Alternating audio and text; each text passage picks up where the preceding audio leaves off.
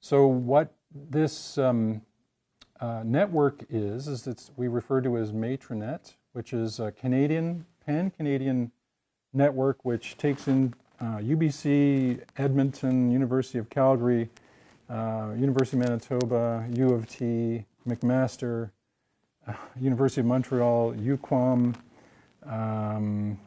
Dalhousie, et cetera, et cetera. 17 different institutions across Canada, and we've put together, we'll get into analogies again, almost like an Edmonton Oilers hockey team back in the early 80s, where there are no non-stars. We have a lot of heavy hitters in this group, both clinicians and basic people. And so we're going after everything from atrial arrhythmias, which are linked to fibrosis, to COPD, to IPF, idiopathic pulmonary fibrosis, pulmonary arterial hypertension, you name it. But we've picked the best people to do this work.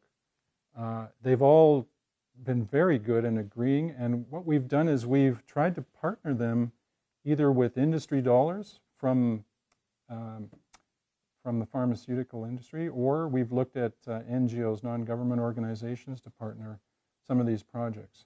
And we've been really successful with this model. I can say that in the last 6 or 8 months, we have come up with about $14 million just on our own. We have projects, we've always had people who would write us love letters and say, we'd really like, when you get going, we'll be there for you. But what we needed were letters that said, here's the money, we'd like to start now. And some companies have actually said, we don't even care if MatriNET doesn't get through, we're going to continue this. So that's the kind of support we're looking for, and we've received it. So that's allowed us to budget for about $40 million over the next 5 years. And it will be run jointly by myself and another fellow named Andrew Haleko. Andrew is a CRC chair. He's another high flyer, but more importantly, he's a country boy like me. and he and I actually grew up as students together. We completely understand where each one is coming from, and so we make a good team. And he's a wonderful organizer. I've just never seen anything like this guy. So we have, I think, most of the pieces in place. We go to Ottawa in July and try and defend it. It sort of sells itself. We have a very big need. What Canada's not good at is, I'll talk about what Canada's very good at. Canada's good at finding basic science facts.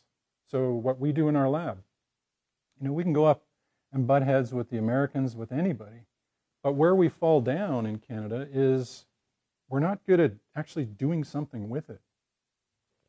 So there's reasons for that. I think maybe we have a weakness in the biotech sector in Canada across the board. In the US, there's just a lot more money, so these things can fly with basic ideas. Switzerland's very good for some reason. The Swiss are probably best in the world at it. And a lot of Northern European countries are very good. But Canada is ranked about number 24. So that's not a good place to be. We go from number 2 or 3 perennially in research, pure research, basic stuff, to 24 and putting the boots on the baby, actually getting that science out there to the clinic.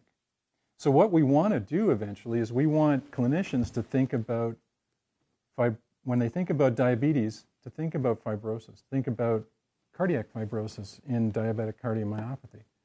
If you went and asked 9 or 10 of them right now, maybe one would say, oh yeah, there is some fibrosis there. So when it comes to, thinking about treatment strategies, it's just, in Canada right now, it's nowhere. So we want to push that along, and we think we have a pretty good case for it.